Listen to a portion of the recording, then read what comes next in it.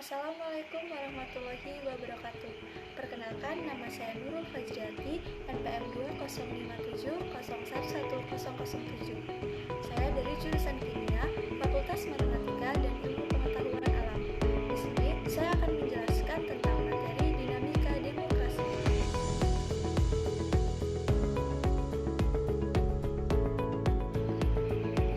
Pengertian demokrasi. Demokrasi adalah suatu bentuk pemerintahan politik yang kekuasaannya pemerintah berasal dari rakyat, baik secara langsung yaitu demokrasi langsung, atau melalui perwakilan yaitu demokrasi perwakilan.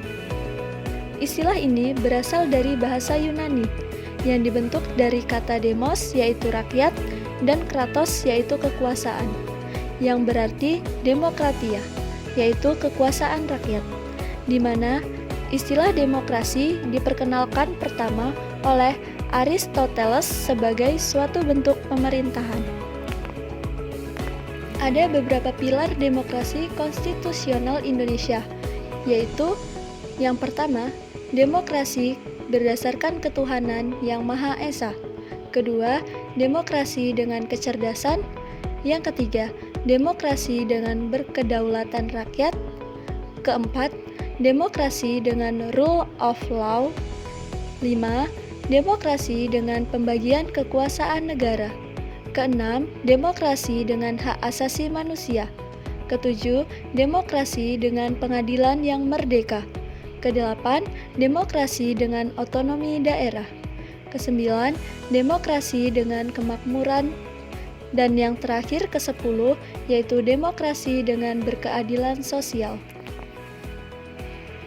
Ada beberapa pelaksanaan demokrasi, yaitu diantaranya yang pertama, pelaksanaan demokrasi di Indonesia. Kedua, demokrasi parlementer pada tahun 1945 sampai 1959. Yang ketiga, demokrasi terpimpin pada tahun 1959 sampai 1965. Keempat, demokrasi Pancasila pada era Orde Baru, yaitu pada tahun 1966 sampai 1998.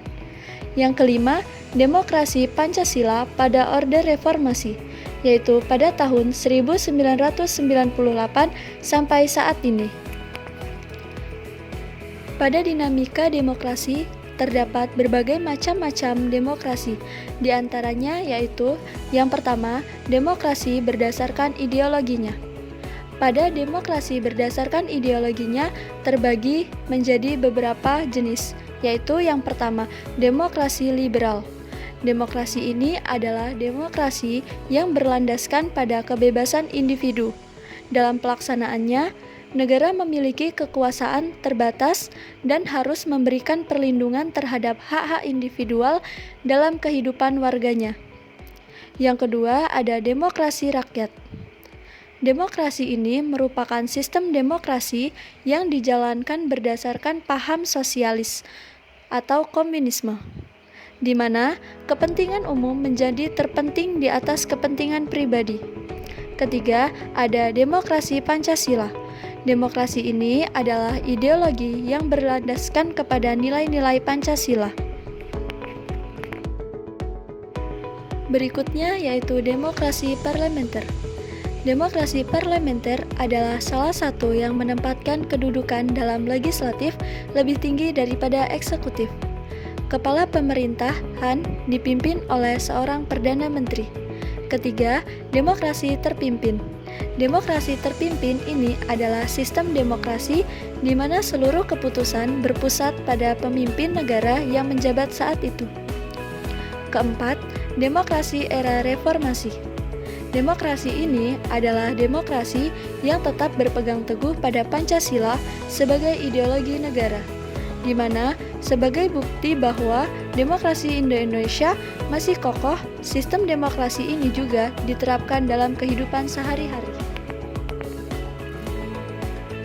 Pada demokrasi terdapat beberapa fungsi demokrasi, di antaranya yaitu yang pertama, sistem politik yang memberikan kekuatan untuk memilih pemimpin rakyat dan pemerintahan secara bebas serta adil dalam pemilihan umum.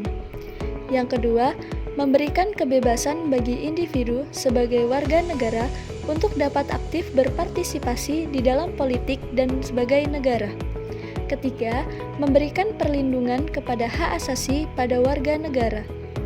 Keempat, menghasilkan sebuah aturan yang berlaku kepada semua warga negara tanpa ada pandang bulu. Selanjutnya yaitu perkembangan pemilu di Indonesia. Perkembangan pemilu di Indonesia dilaksanakan pada periode dari tahun ke tahun. Yang pertama, pelaksanaan demokrasi di Indonesia pada periode 1949 sampai 1959. Periode kedua pemerintahan negara Indonesia merdeka berlangsung dalam rentang waktu antara 1949 sampai 1959. Pada periode ini terjadi 2 kali pergantian Undang-Undang Dasar. Pertama, pergantian Undang-Undang Dasar 1945 dengan Konstitusi RIS pada rentang waktu 27 Desember 1949 sampai dengan 17 Agustus 1950. Dalam rentang waktu ini, bentuk negara kita berubah dari kesatuan menjadi serikat. Sistem pemerintahan juga berubah dari presidensial menjadi quasi-parlementer. Kedua, pergantian konstitusi RIS dengan Undang-Undang Dasar sementara 1950 pada rentang waktu 17 Agustus 1950 sampai dengan 5 Juli 1959. Periode pemerintahan ini dibentuk negara kembali berubah menjadi negara kesatuan dan sistem pemerintahan menganut sistem parlementer. Dengan demikian, dapat kita simpulkan bahwa periode 1949 sampai dengan 1959 dengan negara kita menganut demokrasi parlementer. Yang kedua yaitu pelaksanaan demokrasi di Indonesia pada periode 1959 sampai 1965. Jadi, pada pelaksanaan demokrasi di Indonesia pada periode 1959 sampai 1965 ini dengan kinerja Dewan Konstituante yang berlarut-larut membawa Indonesia ke dalam persoalan politik yang sangat pelik.